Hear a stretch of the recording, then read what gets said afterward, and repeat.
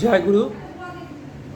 শ্রী শ্রী ঠাকুর অনুকূলচন্দ্র এবং তার আশ্রমের সংবাদ দেশ বিদেশে ছড়িয়ে পড়ল। নিত্যদিন সাধারণ মানুষ থেকে শুরু করে জ্ঞানীগুণী পণ্ডিতবর্গ এবং রাষ্ট্র নেতৃত্ববর্গ শ্রী শ্রী ঠাকুর দর্শনে আসতে থাকেন। 1925 সালের মে মাসের 29 তারিখে জাতির জনক মহাত্মা গান্ধী প্রথমবারের জন্য শ্রী শ্রী ঠাকুর দর্শনে পাবনা আশ্রমে আসেন। সেদিন প্রাতঃকালে মহাত্মা গান্ধী আশ্রমে পৌঁছানোর সঙ্গে সঙ্গে তাকে মাল্যভূষিত করে অভিনন্দন জ্ঞাপন করা হয়।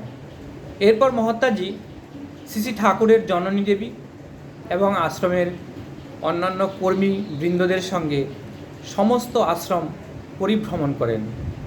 আশ্রমের বিভিন্ন কর্মপ্রতিষ্ঠান যেমন কুটির শিল্প, বিজ্ঞান কেন্দ্র, কলা ভবন, ভেষজ উদ্যান, তপবন বিদ্যালয় প্রভৃতি দেখে তিনি অত্যন্ত খুশি হন। আশ্রমবাসীর নারীগণের চরকায় সুতো কাটতে দেখে তিনি আনন্দে আত্মহারা হয়েছিলেন।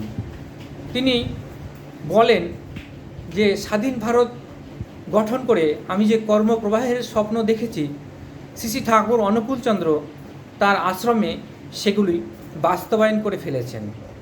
শ্রী শ্রী ঠাকুরের জননী দেবী সম্পর্কেও মহাত্মা গান্ধীজি বলেছিলেন, I have never seen such a masterful woman of such wonderful personality in my life. জয় গুরু। বন্দে পুরুষোত্তম।